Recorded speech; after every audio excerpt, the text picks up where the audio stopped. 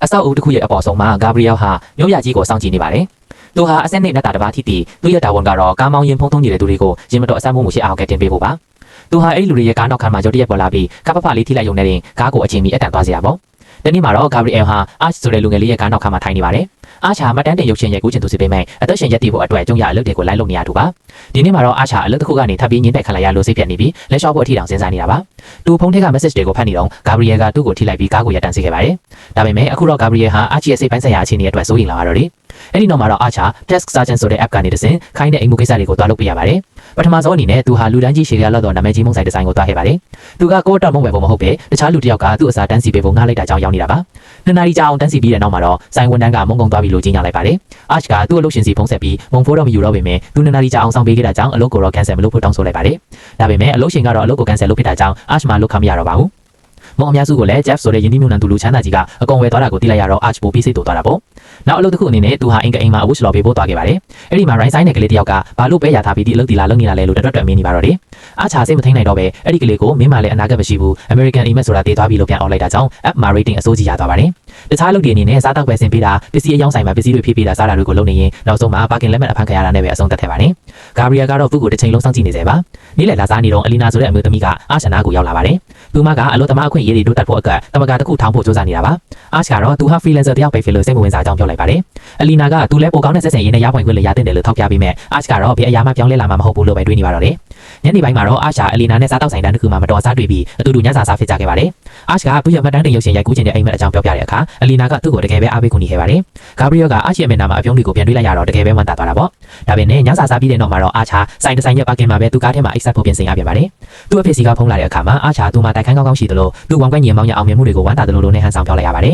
။သူဟာအိမ်မပြောတာကြောင့်အိတ်ဆက်ချင်းဆိုင်ရာ podcast တွေကိုနားထောင်မိမဲ့ subscription မဝင်နိုင်တာကြောင့်ကြော်ညာတွေခဏခဏဝင်လာပြီးအနောက်ရှက်ဖြစ်နေရပါတယ်။တစ်ဖက်မှာလည်းနတ်သားတွေရဲ့ manager မာသာကနတ်သားအားလုံးကိုစုဝေးပြီးသူတို့ရဲ့အတွေ့အကြုံတွေကိုနားထောင်နေပါတယ်။နတ်သားစီတိုင်းမှာဆူနာမီဘေးကကဲတင်တာတို့မတော်အဆပြုတ်ကြတာတို့စတဲ့တာဝန်စီတွေရှိကြပါတယ်။အဲ့ဒီထဲကနတ်သားတစ်ပါးကလမ်းမနေတဲ့ဝိညာဉ်တစ်ခုကိုဘဝရဲ့အတိတ်ပဲပြန်ရှာတွေ့အောင်တင်ပေးခဲ့တာကြောင့်ကိုစိတ်လှုပ်ရှားစရာပြောပြသွားပါတယ်။အဲ့ဒီပုံပြင်က Gabriel ကိုစိတ်လှုပ်ရှားသွားစေပြီးသူလည်းအလုပ်အတိတ်ပဲရှိတဲ့အလုပ်တွေကိုလုပ်ချင်လာပါတော့တယ်။ဒါပေမဲ့မာသာကတော့ဒါဟာခက်ခဲတဲ့အလုပ်ဖြစ်သူမစင်တင်သေးဘူးလို့ညှိလိုက်ပါတယ်။အားရှိရဲ့ဘဝကတော့စိုးမြင်စိုးစဲပါ။ပါကင်မှာအိမ်နေတော့လုံးတစ်ကြိမ်အဆောင်တွေကလာမောင်းထုတ်တာမျိုးကြုံရတယ်လို့ရေချိုးဖို့ဆိုရင်လည်းဂျင်ကိုပဲအားကိုးနေရပါတယ်။အဲ့ဒီမှာ Leonard ဆိုတဲ့အင်ချင်မဲတယောက်နဲ့လည်းခင်ဗျသွားခဲ့ပါတယ်။ဒီနေ့မှာတော့ Arch F ကနေတဆင့်လူချမ်းသာ Jeff ရဲ့ကိုတောင်ကိုတန်ရှင်းလေးလုပ်ဖို့ငှားရမ်းခြင်းခံရပါတယ်။ Arch ကအလုပ်ကိုမြန်မြန်ဆန်ဆန်နဲ့တေးသေးတက်လုပ်ပေးနိုင်တာကြောင့် Jeff ကတကယ်ပဲသဘောကျသွားပါတယ်။ Jeff ဟာသူကအရန်အလုပ်များတဲ့သူလို့ပြောပေမဲ့သူ့ရဲ့လုပ်ဆရာစီးရင်ထဲမှာတော့ပါတီအတွေ့ပစ္စည်းဝယ်တာတို့နတ်ဆရာရှာတာတို့လိုအလကားအလုပ်တွေပဲပါဝင်နေပါတယ်။ Arch ကသူဟာအခုတယောက်ဖြစ်လုပ်ပေးနိုင်တယ်လို့အကြံပေးလိုက်တဲ့အခါ Jeff ကသူ့ကိုတပတ်အဆန်းခံလိုက်ပါတော့တယ်။ရက်ဒီကုံဆုံးလာတာနဲ့အမျှ Arch ဟာတကယ်ကိုယုံကြည်စိတ်ချတဲ့အလုပ်သမားတစ်ယောက်ဖြစ်လာပါတယ်။ Jeff ခိုင်သမျှဘလောက်ပဲထူးဆန်းတဲ့အလုပ်ဖြစ်ဖြစ် Arch ကတော့အမြဲတမ်းအစဉ်သင့်ရှိနေပြီးအောင်မြင်အောင်လုပ်ပေးနိုင်ခဲ့ပါတယ်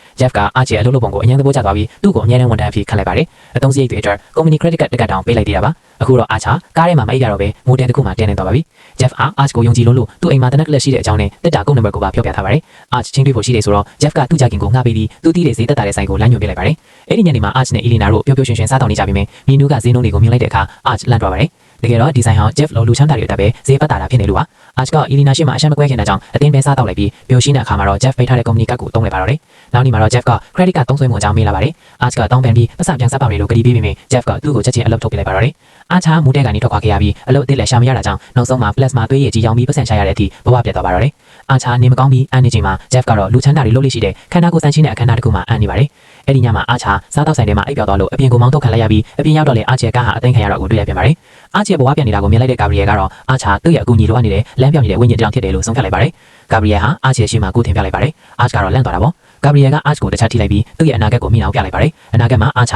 ကုန်ပစ္စည်းပို့ဆောင်ရေးတို့အဖြစ်အချိန်အကြာကြီးအပြင်ခံရအလုပ်လုပ်နေရပါတယ်။နောက်ပိုင်းမှာတော့သူတို့ဇနီးမောင်နှံအလုပ်အကိုင်အတီးကြရလာပြီးမြင်သူတို့ရဲ့လစာဟာနေမကောင်းနေတဲ့ခွေးလေးကိုခွဲစိတ်ပေးဖို့တော့မလောင်ငါပါဘူး။အနာဂတ်ကနေလက်တွေကိုပြန်ရောက်လာတဲ့အခါမှာတော့ Arch က Gabriel ကိုအော်ဟစ်ဆဲဆိုလို့ရပါတယ်။အနာဂတ်မှာလည်းဒီလောက်ပဲရုန်းကန်နေရမှာပါကိုဘာကြောင့်မျှော်လင့်ချက်ထားရမှာလဲဆိုပြီးမေးလိုက်တာပါ။ Gabriel ကတော့သူဟာအစကနေဒီအလုပ်ကိုလုပ်ကြနေရမှာမဟုတ်တာကြောင့်လူတွေကိုဘယ်လိုမျှော်လင့်ချက်ပေးရမလဲဆိုတာသူကိုယ်တိုင်လည်းမသိကြပါဘူးလို့ဝန်ခံလိုက်ပါတော့တယ်။ Arch ကသူဟာ Jeff လိုဘဝမျိုးပဲလုပ်ချင်တယ်လို့ပြောလိုက်တဲ့အခါ Gabriel ဟာချမ်းသာတဲ့ဘဝဟာလူတွေထင်တယ်လို့မကောင်းဘူးဆိုတာကိုသင်ခန်းစာပေးဖို့ဆုံးဖြတ်လိုက်ပါတယ်။သူက Arch ကိုထိလိုက်တဲ့အခါအလင်းတောင်တစ်ခုဝင်းကနေတည်သွားပြီး Arch ပြန်နိုးလာတဲ့အခါမှာတော့သူဟာကားပါကင်တစ်ခုလေးကအလွန်တန်ဖိုးရှိတဲ့ကားတစ်စီးတွေရောက်နေပါပြီ။သူဟာအဖိုးတန်အဝတ်အစားလေးကိုဝတ်ထားပြီးအရင်ကသူ့ကိုလာမောင်းထုတ်တဲ့အဆောင်ကားတောင်အခုတော့သူ့ကိုအလုံးရင်ကြီးစွာဆက်ဆံနေပါတော့တယ်။ကားထဲကကွန်ပျူတာကအိမ်ပြန်မလားဆိုပြီးမေးပြီးလမ်းညွှန်ပေးပါတယ်။မနက်ခင်းမှာတော့ Arch Jeff ရဲ့အိမ်ကြီးကိုရောက်သွားပါတယ်။အဲ့ဒီမှာ Jeff ကအလုပ်သမားဝတ်စုံနဲ့အိမ်မှုကိစ္စတွေလုပ်နေတာကိုတွေ့လိုက်ရတာပေါ့။ Arch ကဒါဘဒုအိမ်လေးလို့မေးတဲ့အခါ Jeff ကဒါခင်ဗျားအိမ်လေးလို့ပြန်ဖြေပါတယ်။ Gabriel ပေါ်လာပြီးသူဟာ Arch နဲ့ Jeff တို့ရဲ့ဘဝကိုတစ်ဖက်လဲပေးတာကိုရှင်းပြပါတယ်။တစ်ဖက်ပြီးရင် Arch တင်ငန်းစာရမရပြန်လာကြည့်မယ်လို့ဆိုပါတယ် ရက်တွေကုန်းဆုံးလာတာနဲ့အမျှအားချအတိုင်းမသိပျော်ရွှင်နေပါတယ်သူလိုချင်တာမမြောက်ဝယ်တဲ့ Jeff ကိုအလုပ်တွေအကုန်ခိုင်းတယ်အလုပ်လုပ်တယ်ဆိုတာကလည်းနာမည်ကြီးဆိုင်တွေမှာထိုင်ပြီးဆုံးဖြတ်ချက်အချို့ချပေးရရုံပါပဲအိမ်မှာပစ္စည်းတစ်ခုခုပြည့်ညင်လဲပတ်စံပေးပြီးအလွယ်တကူပြင်ခိုင်းလိုက်ပါတယ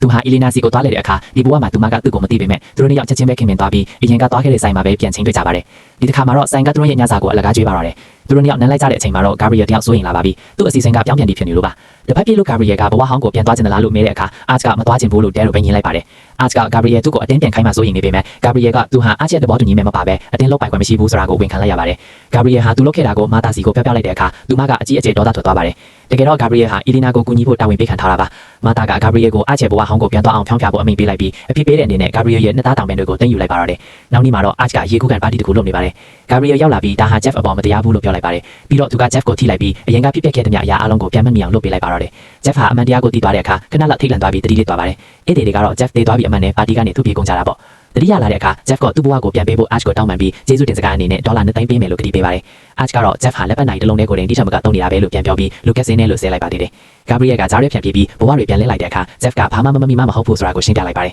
Arch ကဘဝဟောင်းကိုပြန်သွားဖို့သဘောတူလိုက်ပြီးမြဲနောက်ထပ်ရက်အနေငယ်လောက်ပြောပါစေအောင်လို့တောင်းဆိုလိုက်ပါတယ် Jeff ကလည်းစူးစမ်းရင်ဘဝကပြန်တက်လာမှာပဲဆိုပြီးလက်ခံလိုက်တာပေါ့ Gabriel ကတောင်ပန်တွေဆုံးရှုံးသွားလို့တဲခိုစီရနေရမရှိတော့တာကြောင့် Jeff နဲ့အတူအခန်းကိုအထင်နေဖို့ခွင့်တောင်းလိုက်ပါတယ်သူတို့နှစ်ယောက်ဟာမိုးတဲ့အခန်းလေးတစ်ခုမှာကတင်တလုံးတဲကိုအမှတ်အရင်နဲ့နှစ်သားတွေအကြောင်းစကားပြောဖြစ်ခဲ့ကြပါတယ်နောက်နေ့မနက်မှာတော့မိုးတဲ့မန်နေဂျာကသူတို့ကိုမောင်းထုတ်ဖို့ကြိုးစားပြီးမြဲ Jeff ကညနေကျရင်ပတ်စံပေးပါမယ်လို့ကတိပေးပြီးချောမော့ထားလိုက်ရပါတယ်အခုတော့ Jeff ဟာပတ်စံရဖို့အတွက် delivery app တစ်ခုကနေပစ္စည်းတွေလိုက်ပို့ရပါတော့တယ် Jeff ဟာစင်ရတာဘဝကဘလောက်ခက်ခဲလဲဆိုတာကိုချက်ချင်းသိလိုက်ပါတယ်ဝယ်ယူတွေကသူ့ကို right wise ဆက်ဆံကြတယ်လို့စားတော့ဆိုင်ကမားရအမားတွေကိုလည်းသူ့ပေါ်ပဲပုံချပြီး tip လေးမပေးကြပါဘူးပိုဆိုးတာကဆိုင်တော်များများမှာလူအစားစရုပ်တွေနဲ့ပဲ delivery ပို့နေကြတာကိုတွေ့လိုက်ရတာပါနေ့ကုန်တဲ့အချိန်မှာတော့အဲ့ဒီ app ကပတ်စံကိုတစ်ပတ်ပြည့်မှထုတ်ပေးတယ်ဆိုတာသိလိုက်ရတော့ Jeff တယောက်အကြီးအကျယ်ဒေါသထွက်သွားပါတယ်မိုတယ်ဖို့မပေးနိုင်တာကြောင့်သူတို့နှစ်ယောက်ဟာကားထဲမှာပဲ exit ခဲ့ရပါတယ်တစ်ဖက်မှာလည်း Arch က Elena ကို Perry ကိုအတူသွားဖို့ခေါ်ပေမဲ့ Elena ကအလုပ်သမားတမကအတွက်လုပ်စရာတွေရှိနေလို့ညှင်းလိုက်ပါတယ် Elena က Arch ကိုမနားလည်ဘူးလို့ပစ်တောက်ပြောနေတာကြောင့် Arch ဟာစိတ်ပြတ်ပြီးထွက်သွားပါတော့တယ်Arch စီးတက်ကြကြီးကားရှောင်မောင်းနေတော့ဖုံးတုံးရင်ကားမောင်းမိတာကနေပြင်းထန်တဲ့ရံမတော်ဆန်းဖြစ်သွားပါတယ်အခုတော့ Arch ဆေးရုံမှာတတိမမေ့မျောနေခြင်းတွေကိုရောက်သွားပါတော့တယ်မကြခင်မှာပဲ Gabriel ဟာ Arch တယောက်တတိမမေ့မျောနေတဲ့တဲ့ရင်ကိုကြားလိုက်ရပါတယ် Arch တတိမရတဲ့ရပြည့်ဘွားတွေကိုပြန်လဲဖို့သဘောတူညီမဲ့ယူလို့မရတော့ကြောင့် Jeff ဟာစင်ရသားဘွားမှာနောက်ထပ်ရက်တော်ကြာဆက်နေအောင်မှာဖြစ်ပါတယ်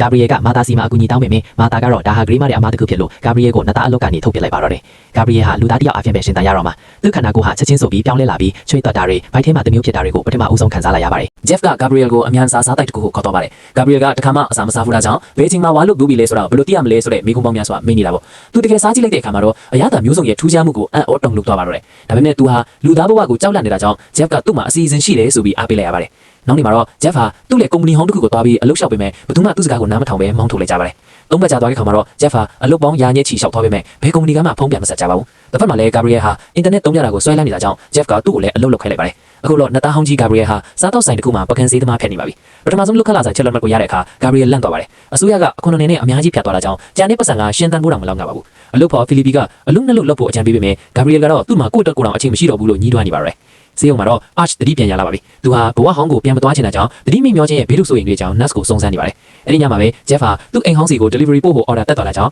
Arch တတိရလာပြီဆိုတာသိလိုက်ရပါတယ် Jeff ရောက်တော့တဲ့အခါမှာတော့ Arch ကသူ့ကိုမမတ်မိတယ်လို့ဟန်ဆောင်ပြီးမတော်တဆကြောင့်အတိမိနေတာပါလို့လိန်ပြောလိုက်ပါတယ် Jeff ကတော့ဒီသတင်းကို Gabriel စီသွားပြောပြလိုက်ပါတယ် Gabriel ကတော့လူသားဘဝကိုအယံမုန်းတီးနေတာကြောင့်အခုဆိုရင်စိတ်ညစ်ညစ်နဲ့ဆေးလီတောင်စားတောင်းနေပါပြီ Jeff ကအကူအညီတောင်းနေတာကြောင့် Gabriel ဟာအကြံတစ်ခုရသွားပါတယ်မူလကသူဟာ Elena ကိုကူညီဖို့တာဝန်ပေးခံထားတာပါအကယ်၍သူဒါ Elena ကိုလမ်းမှန်ပြနိုင်ရင် Arch ရဲ့စိတ်ထမ်းစာကိုပါပြောင်းလဲစေနိုင်မယ်လို့သူတွေးလိုက်ပါတယ်နောက်နေ့မှာတော့ Elena ကအလုပ်သမားတမျက်ကဖိုက်ဖို့စူးစမ်းနေတာကိုအလုပ်ဖော်ကိုင်ဘက်တွေကညှင်းငွေ့နေပါတယ် Elena ကအမှန်ကန်တဲ့အရာကိုလုပ်ဖို့မြင်ကွင်းပြောနေလို့ဆိုရင် Gabriel ရုပ်တရက်ပေါ်လာပြီးသူမကိုထောက်ခံတဲ့စကားတွေအားပါးရပြောပြပါတယ်ဒါပေမဲ့သူဒီဆိုင်ကဝန်တန်းမဟုတ်မှန်းသိသွားတဲ့အခါအဆောင်တွေကသူ့ကိုအပြင်ကိုမောင်းထုတ်လိုက်ပါတော့တယ်နောက်ဆုံးမှာတော့အလုပ်သမားတွေကတမျက်ကဖွဲ့ဖို့မဲပေးခဲ့ကြပေမဲ့အများစုကကန့်တွယ်မဲပေးခဲ့ကြပါတယ်ဘတ်စကားပေါ်မှာ Elena ဝိုင်းနေနေတာကိုတွေ့ကောင်း Gabriel လည်းစိတ်မကောင်းကဆေးလိတမကအခုဆိုအရက်ပါတောက်တက်နေပါပြီဖိလီပီကလမ်းပေါ်မှာအယံမူးနေတဲ့ Gabriel ကိုတွေ့တော့သူ့ကိုစိတ်ပြေလက်ဖြစ်အောင်ကလပ်တစ်ခုကိုခေါ်တော့ပါတယ်ကနတ်နေကြတော့မှ Gabriel ဟာအယံကသူကေဘူးတဲ့ကားသမားအမျိုးသမီးတစ်ယောက်နဲ့ဆုံခဲ့ပါတယ်ဖိလီပီကအဲ့ဒီအမျိုးသမီးဟာသူ့ဇနီးဖြစ်တဲ့အကြောင်းဂုဏ်ယူစွာမိတ်ဆက်လိုက်တဲ့အခါ Gabriel ဟာအယံကလုပ်ခဲ့တဲ့အစ်စ်နှိမ်နတာအလုပ်ဟာတကယ်တမ်းအသေးပေရှိတဲ့အလုပ်ဖြစ်မှန်းပြန်လဲတတိယသွားပါတော့တယ်တစ်ဖက်မှာလည်း Jeff စီကို delivery app စီက message တစ်ခုရောက်လာပါတယ်နောက်ဘက်ကစပြီးစိတ်ရုပ်သွင်းနေပဲ delivery ပို့တော့မင်းကြောင့် Jeff ရဲ့ rating မပြည့်မီလာကြောင်းအလုပ်ထုတ်လိုက်တဲ့အကြောင်းပါရှိပါတယ် Jeff ဟာအသားကုန်ဆဲဆိုနေက Gabriel ရောက်လာတဲ့အခါမှာတော့လူသားတွေရဲ့စနစ်စိုးကြီးအကြောင်းကိုတွတ်တွတ်ညီးသွားပါတော့တယ်ဒီလိုစနစ်စိုးကြီးထဲမှာလူတွေကဘလို့များစိတ်မတက်ကြပဲနေနိုင်ကြတာလဲဆိုပြီးသူတကယ်လို့ပါလဲနေရပါတော့တယ်အဲ့ဒီချိန်မှာပဲရဲတွေကရောက်လာပြီးပါကင်လက်မှတ်မဆောင်ထားတဲ့ တဲ့ Jeff ရဲ့ကားကိုပါတင်သွားပါတော့တယ်ပတ်စံအရန်လိုနေတဲ့ Jeff ဟာသူ့အိမ်ဟောင်းလေးကိုခိုးဝင်ပြီးသူ့ရဲ့တန်ဖိုးရှိနိုင်တွေကိုယူဖို့ဆုံးဖြတ်လိုက်ပါတယ်အဲ့ဒီမှာတော့ Ash က Jeff ရဲ့မွေးနေ့ရက်မှာသူကိုယ်ပိုင်မွေးနေ့ပွဲလို့ယုံနေပြီး Jeff ရဲ့ကားဟန်တွေအတိုင်းကားပြနေပါသေးတယ် Jeff ကအသားလေးဖုံးနေတော့ Gabriel ကတော့ပွဲထဲမှာ Ash ရဲ့အဖေနဲ့အိမ်ချင်းမဲ့ Leonel ဘက်ကိုပါတွေ့လိုက်ရပါတယ်သူတို့ကအခုတော့စင်းရဲသားပုံစံမဟုတ်တော့ပါဘူး Elena ကတော့အစားအသောက်ဝန်ဆောင်မှုဖွဲ့မှာစားသုံးထဲဝင်ဖြစ်ရောက်နေပါတယ် Ash ကသူမကိုစကားပြောချင်ကြိုးစားပေမဲ့သူမကအလုပ်လုပ်နေရတဲ့အတွက်ဆိုပြီးသူ့ကိုလစ်ရှူထားခဲ့ပါတယ် Veranda မှာတော့ Leonel ကလူချင်းတာဘဝကိုရနေပေမဲ့တကယ်တမ်းတော့ဝမ်းနေနေတဲ့ Ash ကိုတွေ့လိုက်ရပါတော့တယ် Ash ကသူဟာဒီစီးစဉ်တွေကိုခိုးယူထားတယ်လို့ခံစားနေရတာလို့စိတ်မကောင်းဖြစ်နေရပါလီယိုနာကတော့လူချမ်းသာအများစုဟာတနည်းမဟုတ်တနည်းနဲ့ခိုးယူခဲ့ကြတာပဲလို့နှစ်သိမ့်ပေးပါတယ်တစ်ဖက်မှာတော့ Gabriel ကဆေးကြောက်ပါတဲ့ chocolate တွေကိုဘာမှမသိပဲစားမိသွားတာကြောင့်တကဘာလုံးထူးဆန်းနေတယ်လို့ခံစားနေပြီးအမျိုးသမီးတစ်ယောက်နဲ့စကားတွေတောင်းစင်ရေးမှပြောနေအိပ်ပျော်သွားပါတော့တယ်အဲ့ဒီလိုပြန်ကုန်တဲ့အခါ Ash အီလီနာကိုအတူတူကောက်ဟုတ်ဖြောင်းပြနိုင်ခဲ့ပါတယ်အီလီနာကသူမတိုက်ခန်းကနေဖေးပေးရောက်ပြီးအခုဆိုဝမ်ကွဲမောင်နှမတွေရဲ့ကားထဲမှာပဲအိပ်နေရတဲ့အကြောင်းရင်ဖွင့်လာပါတယ်သူမကတိုက်ပွဲဝင်ရတာအလားကားပဲလို့ညင်းသွားနေပေမဲ့ Ash နဲ့အတူဘာရီကိုလိုက်ဖို့တော့ညင်းဆိုနေတော့မှာပဲသူမကသူမရဲ့အလူမျိုးခံစားနေရတွေကိုသိနေတာကြောင့်ဒီလိုစီးစိမ်တွေထဲမှာမနေချင်တာပါအင်ဂျီဟာလာဟင်းလင်းတည်သွားတဲ့အခါ Jeff ကပုံနေရကထွက်လာပြီးနိုင်ရှိတဲ့တတာကိုအရင်ကကုတ်နေမှနဲ့ပဲဖွင့်လိုက်ပါတယ် Jeff နိုင်ရီယူပြီးပြန်ထွက်ဖို့ကြိုးစားတုန်းပါပဲ Ash ကမြင်သွားပြီးလက်ဖျန်ကတနက်နဲ့လက်ဖျက်လိုက်ပါတယ် Jeff ရဲ့လက်မောင်းကိုကြီးစမ်းမှန်းသွားပါတယ် Jeff ကမင်းငါ့ကိုမှတ်မိနေတာပဲလို့ပြောလိုက်တဲ့အခါ Ash အတိတ်မိချင်းအောင်စောင်းနေတာကို Jeff ထိသွားပါပြီနောက်နေ့စိတ်မှာတော့ Ash က Jeff ကိုတောင်းပန်ပြီးဘဝတွေကိုပြန်လေးပေးဖို့ Gabriel ကိုတောင်းဆိုပါတယ်ဒါပေမဲ့ Gabriel ကမင်းတကယ်စိတ်ထဲကလိုလိုက်ဒါဟာအလိုလိုဖြစ်သွားမှာပါလို့ရှင်းပြပါတယ် Ash အပြစ်ရှိတယ်လို့ခံစားနေလို့သာပြန်လဲချင်နေတာဖြစ်ပြီးတကယ်တမ်းမှာသူ့ရဲ့ဘဝဟောင်းကိုတန်ဖိုးရှိတယ်လို့မယူဆသေးတာကြောင့်ဘဝတွေကပြန်လဲမသွားပါဘူးအဖြစ်မတွေ့မချင်းသူတို့၃ယောက်လုံးအဲ့ဒီအင်ကြီးထဲမှာပဲအတူတူနေကြဖို့ Ash ကခေါ်လိုက်ပါတယ်မကြခင်မှာပဲမာတာပေါ်လာပြီး Gabriel ကိုလာစစ်ဆေးပါတယ် Gabriel ကလူသားတို့ရဲ့ဘဝဟာဒီလောက်ဆိုးရွားနေရင်သူတို့စီမှာမျှော်လင့်ချက်ဆိုတာဘယ်လိုရှိနိုင်မှာလဲလို့မေးလိုက်ပါတယ်မာတာကလမ်းပြောင်းနေတဲ့ဝိညာဉ်တစ်ခုဟာနှက်သားကိုမလိုအပ်ဘူးသူတို့လိုအပ်တာကနောက်ထပ်လူသားတစ်ယောက်ပဲလို့ပြောပြီးပြန်ပြောက်ခွေသွားပါတော့တယ်နောက်ပိုင်းမှာတော့သူတို့တွေတာကိုးသွားစားကြတယ်အီလီနာနဲ့မတော်တဆဆုံးခဲ့ပါတယ်အီလီနာကသူမနဲ့လှုပ်ဖော်ကိုက်ပွဲတွေဟာတမယာအတွက်ထပ်ပြီးတိုက်ပွဲဝင်မှုပြင်ဆင်နေကြောင်းပြောပြပါတယ်အပြောင်းလဲဆိုတာကညတဲ့နဲ့ဖြစ်မလာနိုင်မယ်သူမနားလဲသွားပါပြီအဲ့နောက်မှာတော့ Gabriel ကအားလုံးကိုစိတ်ပြေလက်ပြောက်အဖြစ်အောင်ကလပ်ကိုခေါ်သွားပြန်ပါတယ်ကြွေးပြတဲ့နောက်မှာတော့ Gabriel ကသူဟာနှစ်သားတစ်ယောက်အနေနဲ့ရှုံးနိမ့်သွားခဲ့သူလို့ခံစားနေရကြောင်းအပြင်မှာတယောက်တည်းထက်ထိုင်နေပါတယ် Ash ကလာနေသိတဲ့အခါ Gabriel ကမင်းလက်လျှောက်ခဲ့တာပဲဓမ္မတွေမှာအနာဂတ်မရှိနေစရာမရှိဘူးလို့ပြန်ပြောလိုက်ပါတယ်ဒါပေမဲ့သူကဆက်ပြောပါတယ်လူသားတစ်ယောက်ကြည့်ရတာကစားရတယ်ကားရတယ်တငင်ချင်းတွေရတာမျိုးပြောစရာအများကြီးရှိတာပဲတဲ့Ash လူချမ်းသာဘဝမှာရခဲ့တဲ့တငင်ချင်းအားလုံးဟာအတိအကျပဲတဘောပေါက်သွားပြီးသူ့ကိုရှိရင်ဆွဲအတိုင်းချစ်ပေးတဲ့မိသားစုကိုလွန်းဆွတ်လာပါတယ်သူကငါခိုးယူထားတဲ့ဘဝမျိုးမဟုတ်ပဲငါလက်နဲ့ကိုယ်တိုင်တိစောက်သွားမယ့်အနာဂတ်မျိုးပဲလိုချင်တယ်လို့ဖွင့်ပြောလိုက်ပါတယ်ဒါဟာသူ့ဘဝကိုတန်ဖိုးထားတတ်သွားပြီဆိုတဲ့အတိတ်ပဲပါပဲ Gabriel ကပြုံးပြီး Ash ရဲ့လက်မောင်းကိုထိလိုက်တဲ့အခါဝင်းကနေဖြစ်သွားပြီး Ash အတုခအသိမ်းခံရတဲ့ညကိုပြန်ရောက်သွားပါတော့တယ်Ash လက်တွေဘဝကိုပြန်ရောက်လာတဲ့နောက်မှာတော့အဖေစီဖုံးဆက်ပြီးအခြေအနေအမှန်ကိုရဲရဲဝံ့ဝံ့ဖွင့်ပြောလိုက်ပါတယ်အဖေကလည်းနားလည်ပြီးအားပေးခဲ့ပါတယ်တစ်ဖက်မှာတော့ Jeff က Ash ရဲ့တန်းခွေတွေကိုအကုန်ပေးဆောင်ပေးလိုက်ပါတယ် Jeff ဟာကုမ္ပဏီအစည်းအဝေးမှာ app အလုပ်သမားတွေရဲ့လာစာနဲ့ခန်းစားခွင့်တွေကိုတိုးမြင့်ပေးဖို့ဆုံးဖြတ်လိုက်ပြီး AI နဲ့စက်ရုပ်တွေအစားလူသားတွေကိုပဲဆက်ပြီးအလုပ်ပေးသွားမယ်လို့ကြေညာလိုက်ပါတော့တယ်Ash က Gabriel ပြခဲ့တဲ့အနာဂတ်အတိုင်း delivery အလုပ်ကိုလုပ်နေရပေမဲ့အဲ့ဒီလိုပင်ပန်းဆိုးရွားတဲ့အနာဂတ်မျိုးအဖြစ်မခံတော့ပါဘူးသူကအလုပ်ကထွက်စာတင်လိုက်ပြီးအလုပ်သမားအားလုံးကိုလည်းမိမိတို့ရဲ့တန်းဖို့ကိုတည်အောင်လှုံ့ဆော်ပေးခဲ့ပါတယ်အခုတော့ Ash သူ့ရဲ့ကိုယ်ပိုင်မှတ်တမ်းရုပ်ရှင်ကိုစတင်ရိုက်ကူးနေပါအခုဆိုရင်တော့ Ash အလုပ်သမားတွေရဲ့ဘဝအကြောင်းမှတ်တမ်းတင်ရုပ်ရှင်ကိုတကယ်ပဲစတင်ရိုက်ကူးနေပြီဖြစ်တယ်လို့ Elena နဲ့လည်းဆက်ပြီးတွဲနေပါတယ်တညမှာတော့သူတို့နှစ်ယောက်တာကိုအတူတူစားပြီးတဲ့နောက်မှာ Gabriel အတွက်တာကိုတစ်ခုကိုစပွဲပေါ်မှာတမင်ချန်ထားခဲ့ပါတယ်ဒါဟာသူတို့ကြားကမမြင်နိုင်တဲ့တန်ရောစင်နဲ့ကျေးဇူးတရားကိုဖော်ပြနေတာပါလေကဲအခုလိုစိတ်ဝင်စားစရာကောင်းတဲ့ဇာတ်ကားပြန်ပြောပြချက်တွေကိုစစ်ကြည့်ဖို့အတွက် follow လုပ်ထားပြီးအသေးလေးကိုလည်းနှိမ့်ဖို့မမြင်နိုင်အောင်တော့အဆုံးထိကြည့်ရှုပေးတဲ့အတွက်ကျေးဇူးအများကြီးတင်ပါတယ်ခင်ဗျာ